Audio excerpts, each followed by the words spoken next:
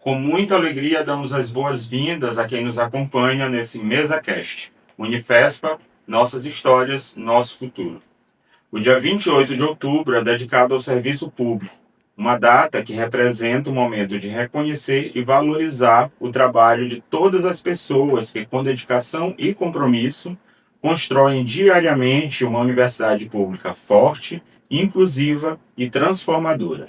Ao longo desta série, vamos ouvir histórias de pessoas que representam diferentes trajetórias, mostrando como cada experiência contribui para a identidade da Unifespa e para o desenvolvimento do Sul e Sudeste do Pará. Este especial será dividido em 3 episódios, cada um trazendo a voz de quem vivenciou momentos distintos na nossa história. No primeiro episódio, alguém que acompanhou a transição da UFPA para a Unifespa. No segundo, quem viveu o crescimento e a consolidação da universidade. E no terceiro e último, quem está iniciando agora a sua trajetória. Nossa primeira convidada é a professora doutora Eliane Pereira Machado Soares, docente titular da Unifespa desde 2013 e atualmente chefe da Divisão de Extensão da Pró-Reitoria de Extensão e Assuntos Estudantis, PROEX. Com uma trajetória que une excelência acadêmica, produção científica, compromisso com a educação linguística e uma atuação cultural marcante na Amazônia, Eliane é uma das vozes mais importantes no campo da linguística e das artes na região norte do Brasil. Graduada em Letras pela UFPA, com mestrado em Linguística e Teoria Literária, doutorado em Linguística pela UFC e pós-doutorado na URGS, ela atua como professora e pesquisadora desde os anos 1990.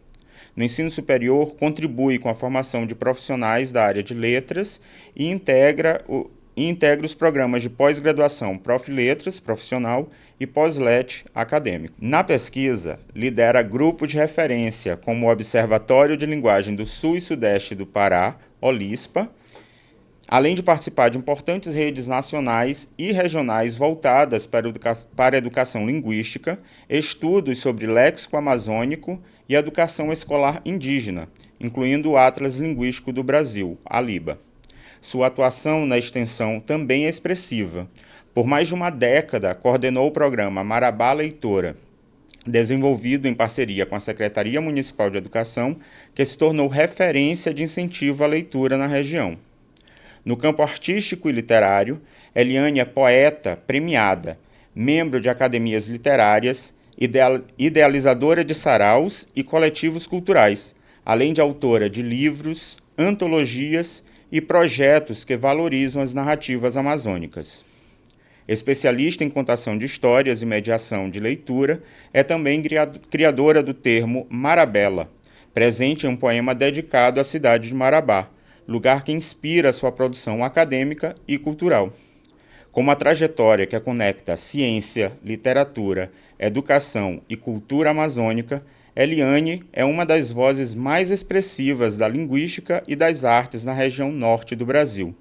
É com grande alegria que recebemos hoje a professora doutora Eliane Soares. Seja muito bem-vinda, professora. Muito obrigado por topar, participar do nosso primeiro episódio. Eu que agradeço a oportunidade e, sobretudo, agradeço essa apresentação tão bonita, né? Tão, assim, embelezadora da minha carreira, que esse ano completou 30 anos de universidade, mas 35 anos de educação. Então, para mim é uma honra estar com vocês. Muito obrigada. Mas quando eu vi o seu currículo, eu fiquei realmente muito empolgado. Nossa, vou entrevistar essa figura tão importante, com tantos trabalhos, grandiosos, tantos trabalhos referências, enfim. Então, o nosso programa, o tema e o principal motivo da entrevista é falar sobre a importância do serviço público para o país e, claro, para aqueles e aquelas que o abraçam como projeto de vida. Então, o que motivou a sua escolha pelo serviço público e como essa opção marcou a construção da sua carreira ao longo do tempo? Bom, eu, quando me graduei, na década de 90, exatamente em 1992, eu já estava atuando, desde 1990 especificamente, como professora na rede privada, inicialmente na rede privada, na educação básica. E, na sequência, acabei indo para a educação pública, né, trabalhando pelo Estado, e logo depois fiz um concurso ainda como professora substituta para o UFPA, nosso campus aqui, né, local, e acabei me tornando professora de linguística somente 2 anos, 3 anos depois que eu me graduei, né? Então não era uma exigência na época a gente ter pós-graduação, e eu me arrisquei saindo da educação básica, indo para ser professora no curso do qual eu tinha acabado de sair como recém-formada. E tem sido uma experiência da qual eu não me arrependo, né? Não me arrependo nunca por essa escolha, nem de ter escolhido ser professora e muito menos ter ingressado no serviço público, porque o serviço público, ele me proporcionou, especialmente eu acho que é uma coisa que acontece muito conosco da universidade, me proporcionou que eu pudesse desenvolver o meu gosto pela pesquisa, o gosto pelo estudo, proporcionou que eu pudesse me qualificar ainda mais para atuar na nossa região, atuar dentro da instituição, mas em prol da nossa região. Então, eu acho assim que o maior ganho, além do ganho pessoal, né, do ponto de vista da minha vida material, também tem um ganho do ponto de vista, digamos assim, intelectual, cognitivo, espiritual, porque me proporcionou caminhos que talvez em outro lugar eu não tivesse. Na iniciativa privada. Talvez eu não tivesse.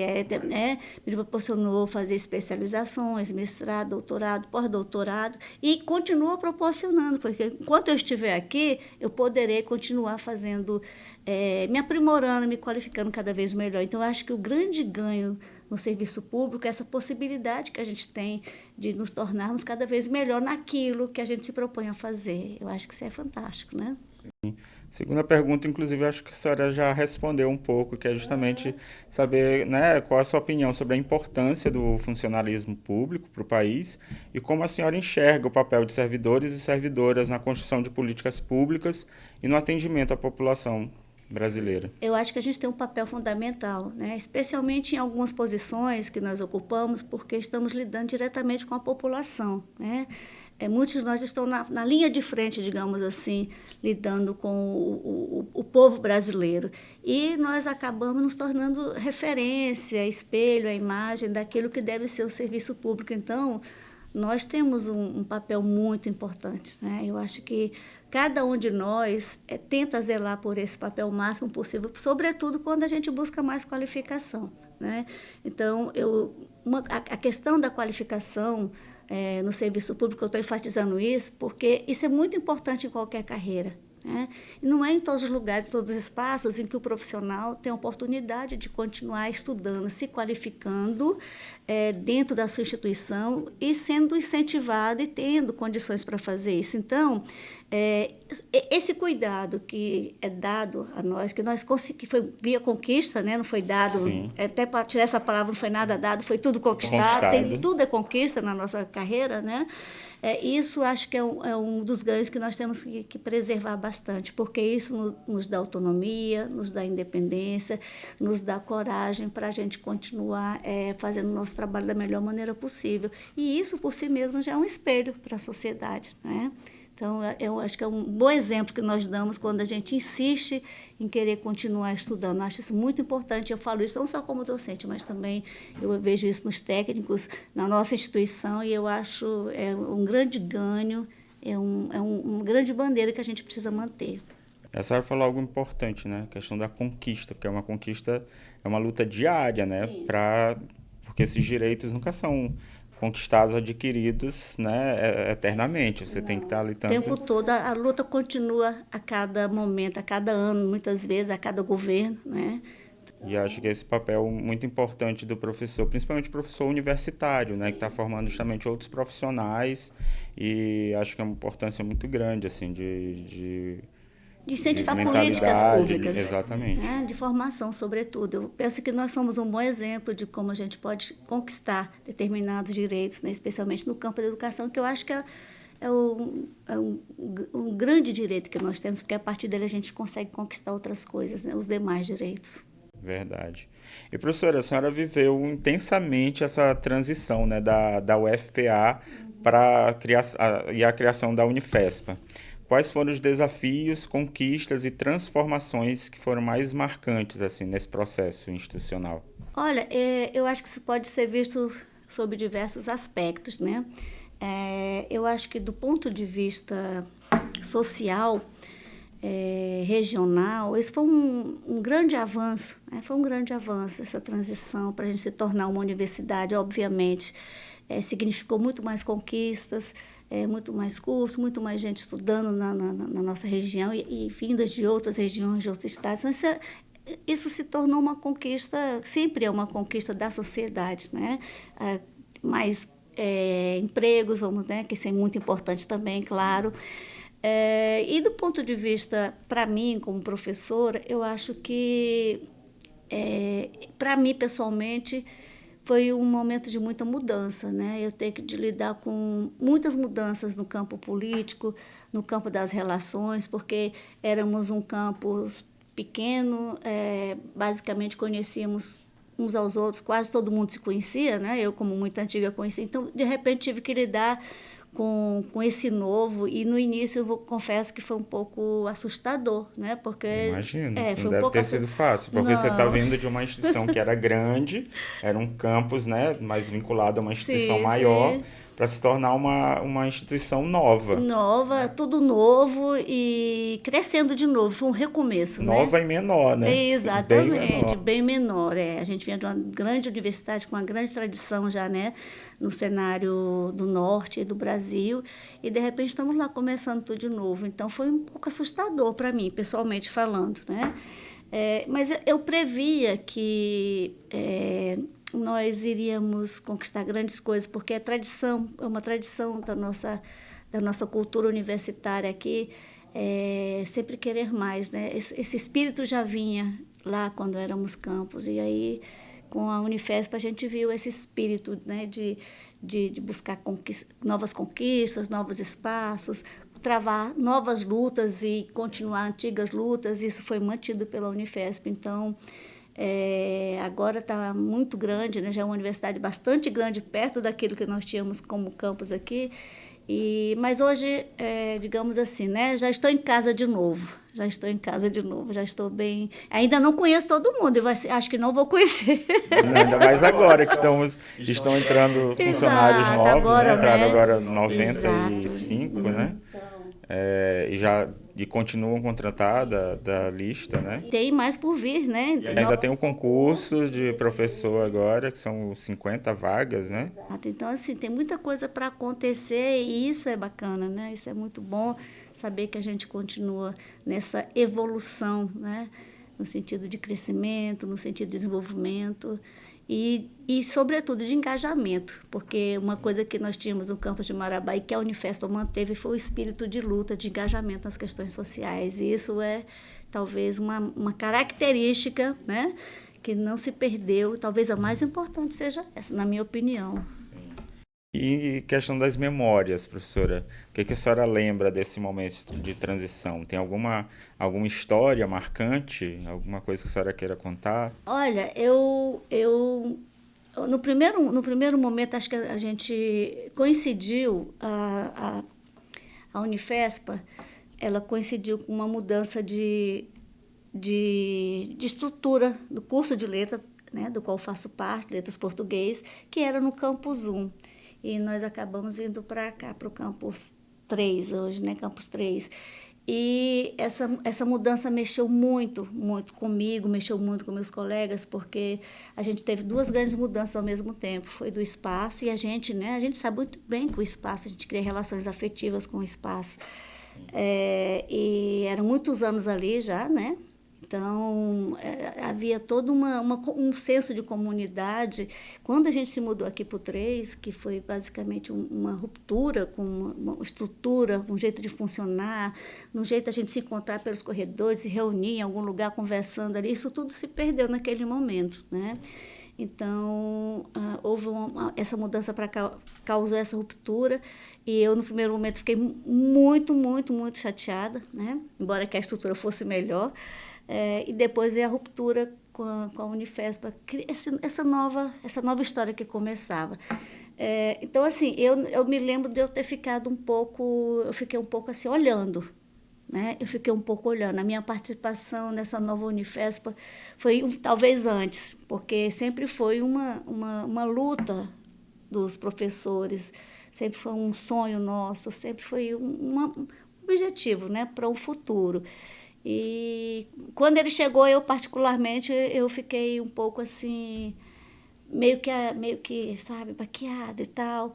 E aí eu já estava em outras lutas também, mas foi um momento assim muito calmo para mim, mas eu acho que isso é natural, isso é normal quando a gente rompe com modo de funcionamento, modo de costumes, né? Mas assim, eu quero dizer, o que veio depois, o que está vindo agora, nesse momento, é muito bom também, né? Porque a gente tem que estar aberto para o novo. A gente não pode achar que tudo se fecha porque você construiu, porque você participou, porque esse campus é meu, essa sala é minha. Não, não existe isso, né? Isso é bom para a gente amadurecer. Então, para mim, foi um processo de amadurecimento mesmo. Eu falo isso sem um pingo de receio de parecer imatura, sabe? Mas para mim foi um momento de amadurecimento. Agora, uma curiosidade, naquela altura, na época da transição, os funcionários puderam optar por continuar na UFPA ou continuar aqui? Como é que foi isso? Olha, pelo que eu me lembro, como eu nem cogitei essa possibilidade, né? Não cogitei, eu penso que alguns colegas tentaram usar desse benefício, né? Dessa possibilidade, vamos dizer assim. Não sei se todos conseguiram, mas alguns realmente buscaram isso, né? Que eu soube na época. Não foi o meu caso, porque a minha intenção nunca foi de sair de Marabá, né? Sair da instituição, daqui da nossa região, porque eu tinha um projeto de vida para cá, né? Eu pensava, a minha vida pessoal com a universidade, ela ficou tudo muito junto. Então, assim, meus filhos nasceram aqui, né? Então, eu construí uma família aqui, uma vida profissional aqui. Então, sempre pensei em estar aqui. Não foi uma preocupação que eu tive de um momento, embora tenha tido várias oportunidades de ir para outras universidades, né? Pelo menos umas 3 vezes, assim, seria bem fácil para mim. Muito presente na sua obra, né? Essa ligação Sim. Marabá para mim é uma cidade que, eu sempre digo isso, me deu tudo, né? Me deu tudo, eu gosto muito disso. Sou uma pessoa que eu gosto muito de estar com outras pessoas, e Marabá, por ser uma cidade, assim, entre aspas, né?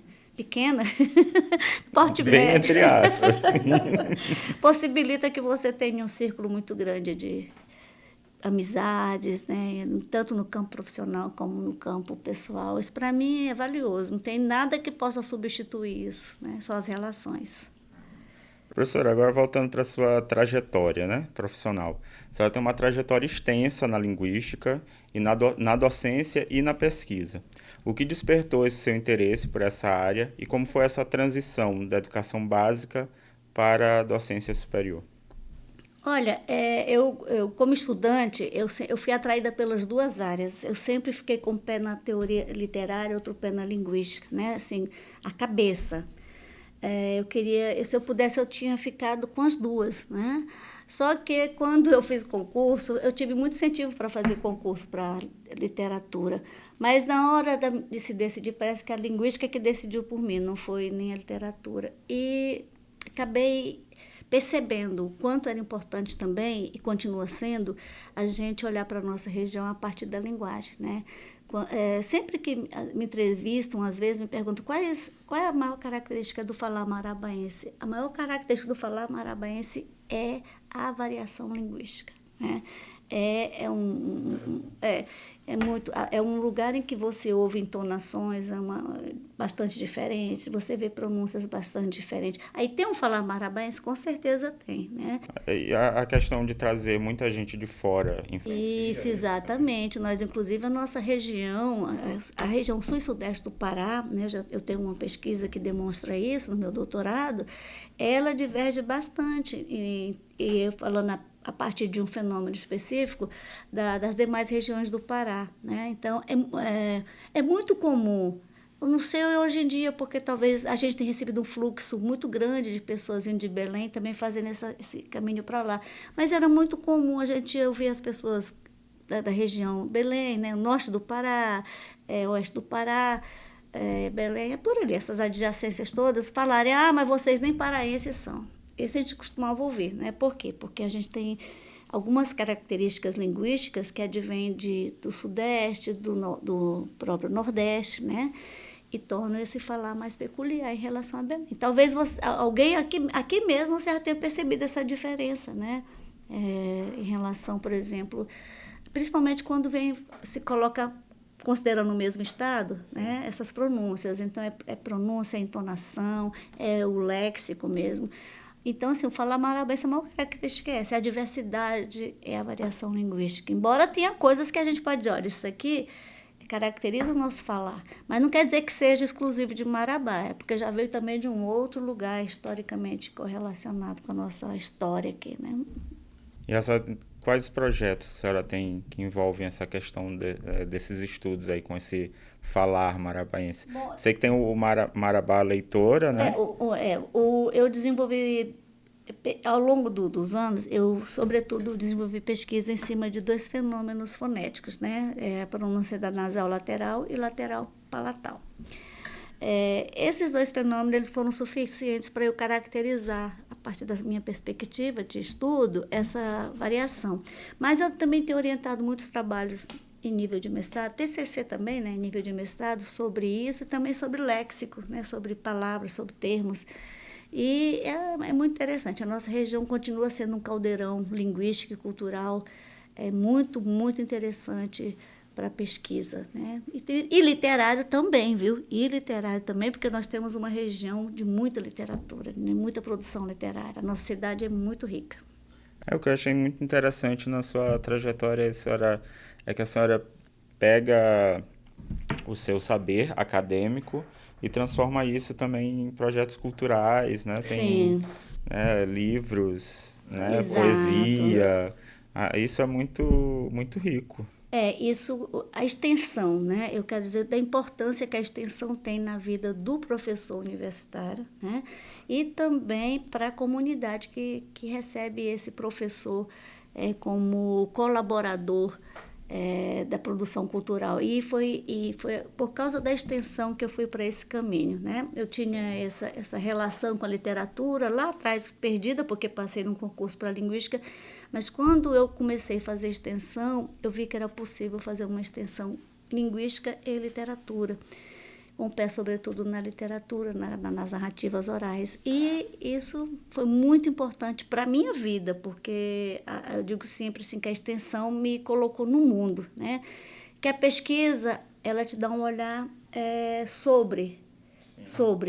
A extensão, não, ela te faz parte, né? Então, eu me tornei parte da cultura local por meio da extensão. E é uma forma também, né, de retribuir, né, com a comunidade, porque infelizmente nem todos vão ter acesso à universidade pública, né? Nem todos vão estar aqui dentro estudando, pesquisando.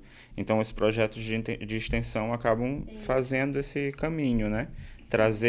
Aproximar a comunidade da... Isso é verdade. Isso é muito importante, porque também a nossa presença como universidade, nesses ambientes culturais, eles validam, né, esses movimentos, faz com que eles sejam mais valorizados, mais reconhecidos. Olha, a universidade está lá, olha, a professora faz parte do grupo Rouxinol, que é um grupo cultural de dança, né, daqui da nossa região. Então, assim, eu acho que a nossa presença, estou falando da nossa como instituição, ela valida essas iniciativas que são muito importantes e que dão o caráter identitário, né, trazem a memória à tona, reforçam questões históricas de ordem cultural. Então, eu considero isso muito importante. Tem sido muito importante para a comunidade, penso eu, em alguns aspectos, mas tem sido, inclusive, mais importante para mim, porque isso me enraizou ainda mais, né, em Marabá. Acho que Acredito. E nessa trajetória, assim, com os projetos de extensão, a senhora destaca alguma história transformadora? Tem alguma lembrança, assim, Olha, de alguém ou uma tem. situação? Não, eu acho que os projetos todos, esses projetos que eu venho desenvolvendo, é, que eu venho participando, eu acho que eu nem sei se eu digo assim, que eu não estou mais nem desenvolvendo, está tudo assim, eu estou participando, eu estou desenvolvendo, eu estou organizando, então ficou tudo muito misturado na prática, né? Eu acho que tem projetos que isso aí é histórico em Marabá, né? Você pode talvez pesquisar e você vai perceber que algumas coisas adentraram a cultura local. Né? Então, por exemplo, o Sarau da Lua Cheia, né, é um evento cultural que nós temos há 11 anos, é um sarau mensal, há 11 anos, inclusive o próximo é agora, né, amanhã, aqui no Campus 3. Então, ele envolve muitas pessoas, agentes culturais da nossa região. E não é fácil, né, manter um projeto desse Não, por não, tanto tempo. não. E quem coordenou hoje é a Associação dos Escritores do Sul e Sudeste do Pará, que eu também, né, sou uma das idealizadoras. Então, tem vários projetos assim, um projeto Tocaiunas, que foi um projeto que nós publicamos durante 3 anos, mais de 40 autores aqui da nossa região. Deixa eu ver quem mais. O Marabá Leitora, que esse último ano, foi o último ano da minha participação, foi o ano passado, mas durou muito tempo também, né, 13 anos.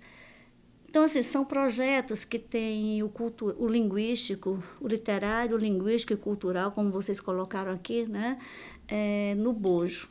Então, eu penso né, que tem ajudado a construir, inclusive, no caso do Marabá Leitora, se tornou política pública, né? O Marabá Leitora surgiu como um projeto e é um projeto, por incrível que pareça, né? Foi um projeto que eu construí junto com 2 outras professoras e surgiu por causa da literatura, mas acabou ganhando uma extensão muito grande. E ele acabou sendo curricularizado. Na matriz curricular do nosso município, ele se tornou um projeto, né? Deixou de ser projeto e passou a ser currículo. E houve uma mudança recentemente, mas acho que o espírito do Marabá Leitora, né, que é o fomento à leitura, a valorização da nossa identidade cultural, das nossas histórias, tudo isso ainda está no cerne do projeto. Então, acho que tem muita coisa bonita que aconteceu, né? A Associação dos Escritores do Sul e Sudeste do Pará, o Sarau, o Projeto Tocaiunas, o programa Marabá Leitora. Eu acho que o termo Marabela, né, que eu fiz num poema, acabou também se tornando parte do vocabulário local com uma... Eu já ia até perguntar um pouco sobre isso, a senhora falar um pouco mais desse Pois é. termo. Eu vou explicar. Para quem não é da região, e talvez até para quem chegou agora, talvez já tenha ouvido alguma referência do tipo Marabala, para Marabá, né? Marabá já gozou de uma fama muito grande por conta de processos históricos, né? Por conta de histórias de pistolagem, da luta pela terra, enfim, uma série de questões de ordem histórica que acabou dando essa alcunha horrorosa para a nossa cidade. E eu, que morei fora algumas vezes, justamente estudando, tive o desprazer aliás, até viajando, até assim, Marabala.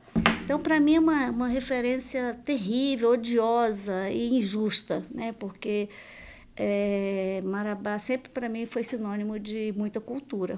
Então, é uma cidade que tem muitos artistas de todos os tipos todas as linguagens, né? Na nossa cidade. E as pessoas aqui são as pessoas, especialmente as nativas, né? Eu vou falar delas porque foi quando eu cheguei, eu fui conviver com as pessoas da cidade, lá no Cabelo Seco ali. Então, eu não sou de parabaense nativa, né? E minha família foi muito bem recebida, fomos muito bem acolhidos, fomos protegidos, né? Então, eu sempre conheci Marabá pelo que ela tem de melhor. E eu nunca achei esse nome justo, porque violência ela existe em qualquer lugar, qualquer violência que acontece aqui pode acontecer em qualquer lugar, né? Essa referência tinha muito a ver com eu acho, com uma visão que era conveniente para alguns grupos aqui na nossa região. E aí Até por conta desse processo histórico mesmo. Exatamente, era muito bom. É violento mesmo, vai continuar sendo. E aí eu fiz um poema. Esse poema é o único poema que eu escrevi que eu fui fazendo ao longo da vida, né? E uma vez em Belém, um senhor me chamou de Dona Marabala. E eu fiquei eu fiquei muito chateada com isso, sabe? E eu fui tentar explicar para ele e foi só piorando. Porque ele tinha uma referência visual que era aquelas armas cruzadas assim, filhos de Marabá.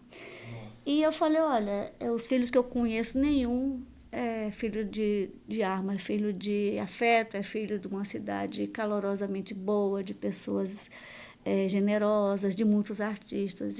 Enfim, foi quando eu comecei a escrever o poema falando. Não é negando que isso existiu, mas é mais do que isso. Né? Marabá é muito mais do que isso. Como toda cidade, né? Toda cidade tem duas faces. E esse poema eu faço um trocadilho, mas eu sempre digo, não é um mero trocadilho, é um termo manifesto. É um manifesto por uma cidade que tem uma natureza bonita, já foi muito melhor, mas infelizmente, né? O desmatamento e outras coisas acabaram com parte dessa beleza, mas a gente ainda tem uma natureza muito bonita, tem a nossa cultura, tem uma cultura literária inacreditável, né? Desde que essa cidade existe, sempre tem muita gente escrevendo. Então, assim, o termo Marabela é para falar isso, não é Marabala, é Marabela. E aí o poema todo é nesse sentido de falar, olha, isso aconteceu, foi assim, tal, mas a gente tem essa outra possibilidade, né? Eu rebatizo no poema. De desconstrução. Eu rebatizo, na verdade, né? Se vocês já foram na Orla, aqui, o Bino fez, né, um mural e alguns anos ele já faz, ele reproduz esse termo lá no mural, né? Primeiro foi aqui no nosso ILA, no nosso Instituto de Letras, e depois ele começou... E aí foi pegando, né? Eu acho muito bom que pegue, porque é um nome bom para dizer... Bem melhor do que Marabala. Muito, para dizer quem nós somos, e nós somos melhor do que qualquer violência. Nós estamos um pouco acima disso, a maioria de nós está acima disso, né? É uma referência muito melhor chegar em qualquer lugar, dizer que mora em Marabela, né? Mais convidativo. Outro dia o colega professor disse assim que o filho dele é marabelense. Achei tão bonito, de Marabela. Ele já inventou um outro termo. E é isso. Professora, muito, muito bonita a sua trajetória. Isso aqui rendia uma conversa extensa por horas, mas infelizmente, né, o tempo é curto. Então, para finalizar, que mensagem a senhora deixaria para as novas gerações de pesquisadores, artistas e servidores e servidoras públicas que constroem esse caminho aqui no norte do país? Eu acho que nós tivemos grandes vitórias a partir de muitas lutas do corpo docente, do corpo técnico, nas nossas universidades brasileiras, né, as públicas. Mas eu acho que, como você disse, tudo isso precisa ser preservado e não vai ser preservado a gente olhando, né? A gente só aplaudindo o que já foi conquistado. A gente vai precisar continuar sempre alerta e sempre disposto a manter essas conquistas nas nossas mãos e quiçá, né? Quem sabe lá a gente obter novas vitórias, porque tudo isso está sob ameaça, não é? A gente sabe muito bem que existem no Brasil grupos que têm muito interesse em torno da educação pública privada, assim como a saúde e outros setores da nossa sociedade. E desestabilizar a nossa universidade, inventar coisas, dizer que nós doutrinamos, etc., etc., essas coisas precisam ser desconstruídas nos nossos discursos, nas nossas práticas, e a gente precisa lutar para a gente manter o respeito, né? E as nossas conquistas do campo trabalhista. É um trabalho árduo. Sim. Pela frente. Com certeza. Temos que sempre seguir, né, conscientizando essa nova geração, as novas gerações. Né? Porque muita gente pensa, às vezes, que entrar no serviço público, né, é uma visão estereotipada e muito simplista de nós aqui, né? Se você for por aí, você talvez encontre uma imagem que não corresponde ao que nós somos, né? E não fomos nós que construímos, não. Isso foi construído lá fora, para quem tem interesse em nos descaracterizar, em nos desqualificar, né? Em tornar a universidade pública privada, ou pelo menos restrita a alguns, né? Ou pelo menos isso. Por isso a importância da gente ter essa consciência de classe e muito. Lutar para que essa imagem seja realmente desconstruída. Exatamente. Né? Mostrar que não somos só servidores públicos, nós somos trabalhadores, né? Essa consciência eu acho que não pode ser perdida. Exatamente. Bem, chegamos ao fim do nosso primeiro episódio especial do nosso MesaCast, Unifespa, Nossas Histórias, Nosso Futuro, em celebração ao mês do servidor público. Hoje tivemos a alegria de ouvir a professora Eliane Soares, que compartilhou memórias valiosas da transição da UFPA para a Unifespa e destacou o papel essencial dos servidores e servidoras que ajudaram a construir essa universidade desde os seus primeiros passos. A trajetória da professora Eliane representa tantas outras histórias de dedicação, resistência e amor pela educação pública. É a soma dessas experiências individuais que dá vida à nossa instituição e fortalece seu compromisso com a transformação da região sul e sudeste do Pará.